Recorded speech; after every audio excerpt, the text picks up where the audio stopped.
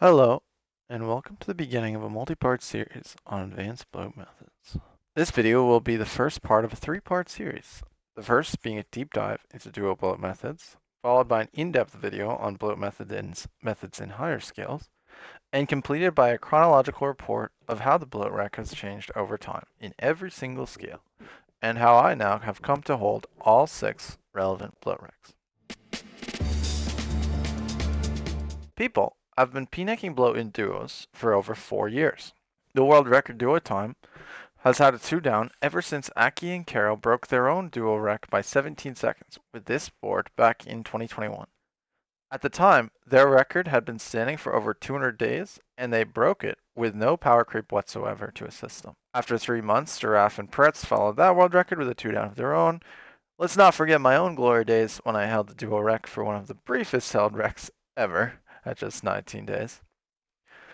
While we're gazing through this progression of duo recs, I would like to pay homage to the absolutely legendary post-next pre-TOA greatest of all time duo time, which to this day has been the longest standing duo rec ever at 406 days by TSM and Prowse. If you want a challenge, try beating this time yourself with just a Berserkering Eye, no rank, or most importantly, no light bears. Not to mention, you can't even simulate the fact that Scythe has been buffed since then. That 2051 was just insane for its time. Since then, metas as well as power creep has pushed the duo rec further and further till the current rec that stands today at 1903. Duos are an immensely popular scale these days due to the ever increase in the skill floor of the average player, and the relative ease of making a duo team for top compared to having to find more people for higher scales. For years now, it has not been uncommon to come to expect p-necking bloat to be the norm in duo even when doing money raids, not going for ridiculously fast times. The simplest part about bloat is learning to flinch bloat. You can practice this in higher scales as well as duos. As you can see from the diagram here, bloat will stomp you if you are not on the green tiles shown in this diagram. The proximity of these tiles allows you to dodge the stomp most of the time by running away from bloat just as he starts to wake up, and then running in with a Crystal Halberd special attack right after he stomps. Because he stomps before he starts moving, you can actually still do your Crystal Halberd special attack on full damage. When bloat is facing toward you in duos, it is recommended that one player tanks the stomp with a tick eat via the Guthix Rest right before attacking, and then tick eats the first fly, either with a neck or with redemption, to survive the following flies. If bloat is not flinchable, i.e. bloat is in the corner, then both players will have to do this maneuver. If bloat is facing away from you, both players should flinch bloat together. With the use of pre-potting the prayer enhanced potion, you will regain that prayer that you lost when using redemption, and this allows you to use piety on the second down. But you will not regain enough prayer to be able to keep range pray up without flicking, which is not realistically feasible to flick while hitting bloat during the walk. So if you intend to use Nyx during the second walk, it is recommended to instead tick eat the first fly while wearing a p-neck instead of redemption.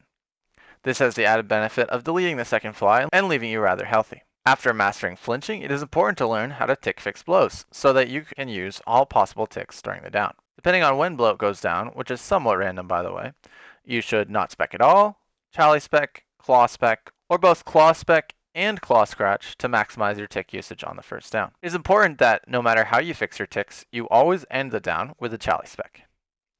To determine what tick you are on relative to bloat's down, if it didn't turn and you didn't lose ticks on an entrance you are familiar with, then you can use bloat's current position to determine what tick you are on. Failing that, you can watch when you hit relative to when he goes down, and just count ticks between your scythe and his down.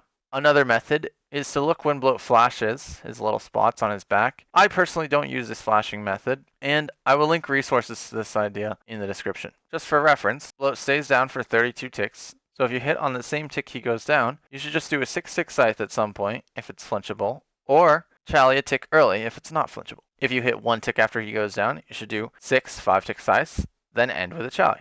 If you hit 2 ticks after he goes down, you should do a claw spec, then 5 souths, and then a chally. If you hit 3 ticks after he goes down, you should do a claw spec, a claw scratch, then 4 scythes, and a chally. If you hit 4 ticks after he goes down, you can also note, this usually means you were scything 1 tick before he went down, you should do 4 scythes, throw in a chally in there somewhere, and then end with another chally. Remember, you can practice these tick fixes and flinching in entry mode until you get the hang of it. Once you have mastered flinching or tick eating the stomp in the first fly and tick fixing, you can move on to the fun part, which is using the P-necks themselves. There are several different methods when P-necking bloat. I recommend people learn first something called the windmill bloat method, which involves P-necking the first down in an attempt to use some necks, but mostly to ensure that you get 7 full damage hits, and the bloat goes down below 60% to start running. Then using the majority of your necks after the first down, but before the second down, so that you can utilize the more friendly fly radius of bloat while he is running to only use one neck per scythe without stalling at all. This is far easier to salve flick as well as compared to necking bloat while he is just walking.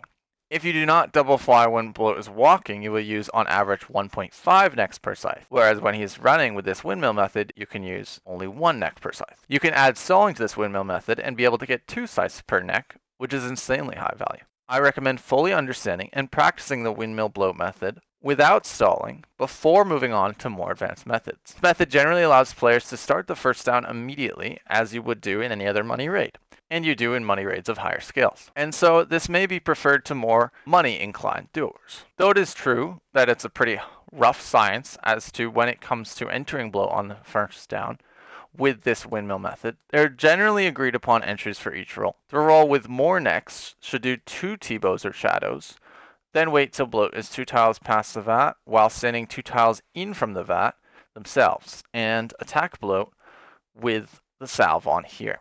They should be able to get 2 salve hits off, but should watch their HP to see if the flies max hit them, because sometimes they may need to equip their first P-neck early. The roll that has less necks is recommended to do 2 to 3 T-bows or shadows, then proceed to run at bloat as you do your third shadow or bow and start scything him as soon as possible. Note that if he turns, you will be on attack cooldown from this third shadow or bow, so it is likely not worth that risk to do the third shadow or bow. As you P-neck bloat during this first down, try your best to stay next to the vat at all times, meaning if you need to dodge a hand, do that by running back and forth linearly, not by running out from the vat.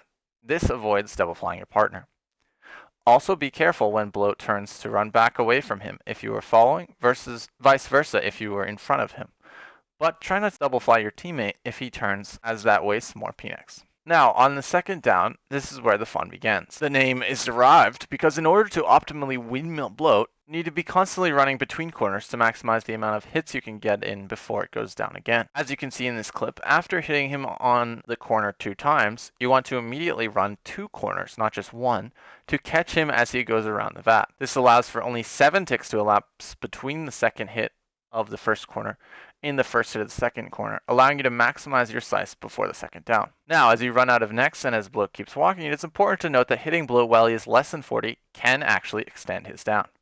So after 2 to 3 windmills, I generally stop running around and start following bloat instead, waiting for him to go down, and then immediately running in to finish him off with claws and chalet on the second down. Before moving on to the most current duo metas, I highly recommend fully familiarizing yourself with all the possible ways you can stall using the SBS spell while windmilling to be able to get 2 sights for 1 P-neck. First of all, the biggest principle behind getting 2 scythes for 1 P-neck is that as you run away from the second scythe, bloat will only fly you a maximum of 2 times. Otherwise, you are at risk of dying to the third fly, or must waste a neck to avoid this death. The most simple SBS to do while windmilling is while bloat is still above 40%, but less than 60%, he will always run. Watch this clip carefully. On the first tick of the windmill, I click bloat. On the second tick of the windmill, I click the P-neck and I click bloat again. On the third tick of the windmill, I click SBS. Because you are clicking SBS not immediately on your XP drop, but a little after, you cannot salve flick the second hit, but this is by design because it allows you to only take 2 flies instead of 3 as you run away. After stalling on the corner, run immediately around 2 corners just as you would if you were not stalling. And don't forget to cast an Arceus spell on the way to bring yourself back onto the Lunar Spellbook so you can cast SBS again. Rinse repeat, and you can get 2 to 3 windmills off before it goes down, resulting in 4 to 6 sights during the second walk, while only using 2 to 3 necks. Please note, if bloat turns on the first down, his chances to turn on the second down are greatly reduced, and it is impossible for him to turn immediately on the second down. If he is eligible to turn, and is not turned on the first down, you must expect him to turn. If he does turn, generally I will end up using an extra P-neck and reverse my direction again as he turns, which will sometimes cause me to abort doing another windmill. Just be careful of this and try not to get yourself into a position where you're using your absolute last P-neck when he has a chance to turn. If he has recently turned, don't be afraid to use your last P-neck. This can get a little more intense if you happen to be less than 11 HP and you opt to tick eat the first fly as you stall, which will cause you to need to re-aggro bloat in the third tick after the tick eat and before the SBS, requiring a very high APM maneuver. Tick 1, click bloat. Tick 2, click P-neck. Tick 3, click Guthix Rest, click bloat, and click SBS all in the same tick. In this clip I show you, I re-aggro on bloat after the P-neck.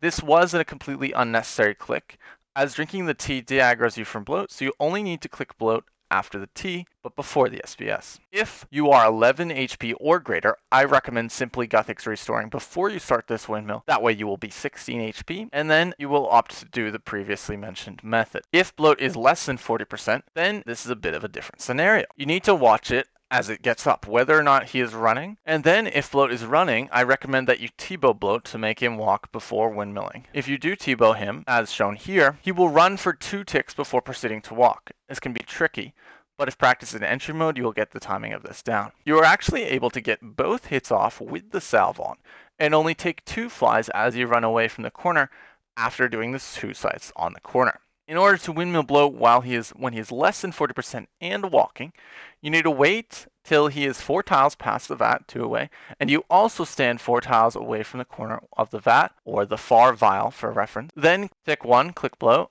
Tick 2, wait to path toward bloat. Tick 3, click P-neck and SBS. Because you are stalling as soon as you get the XP drop, not waiting a tick to stall like you did previously, you can click your salve as you end the stall, and then also click bloat in that same tick to swing the second scythe with your salve on. After this second swing though, you need to L path back to the vat, or else you will take 3 flies instead of 2. If you fail to L path, I recommend spam clicking your T to try to tank that third fly.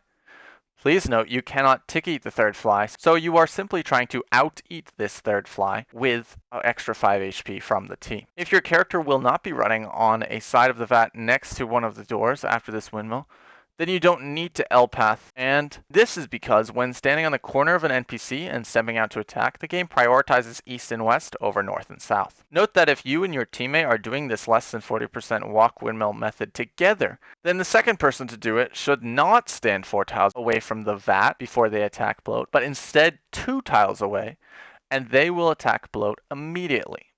But as they run away, bloat will be walking, so they will still only take 2 flies if they path properly. If you watch closely here, my teammate downed you all only takes 2 flies as he run away, even though he did stall late, which meant he missed a second salve hit. Only after mastering windmill with stalls do I recommend moving on to stalling during the first down, which is the meta bloat done these days.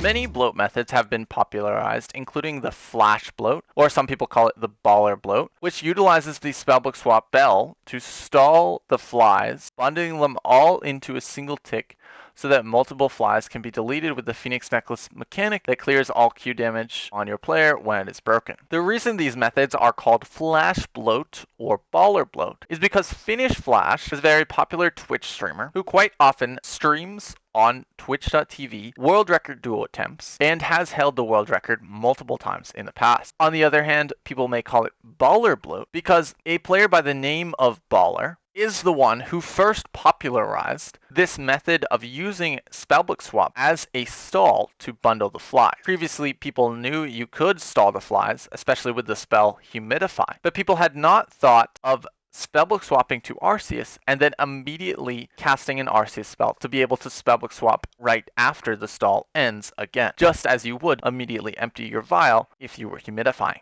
When spellbook swapping on the first down, this method involves using the spellbook swap spell multiple times in quick succession. This is to minimize the amount of P-necks used on the first down. While there are some methods that allow both players to use even less necks while stalling in the first down, to save more for windmilling on the second. The following is my recommended bloat method. People name different bloat methods based on the entrance that is utilized in that bloat method. So this is what I call the horse bloat. With this entrance, when he does not turn, he is almost always flinchable and facing away from us. Whereas if you enter earlier, like in the flash bloat, this is less common. Second is that this method results in bloat going down on ticks that are most likely to allow you to get 7 hits off with or without your claw spec. And finally, this method lets the ranger use most of the necks on the first down, allowing me as the major to save several necks for the second down, which has been very helpful for me since I am very experienced at the SBS windmills where I can get 2 sights for 1 neck, while my teammates are generally not as experienced at this method, so it allows them to just save their neck for sewed skips and not have to worry about windmilling on this second down. With this entrance, the ranger entering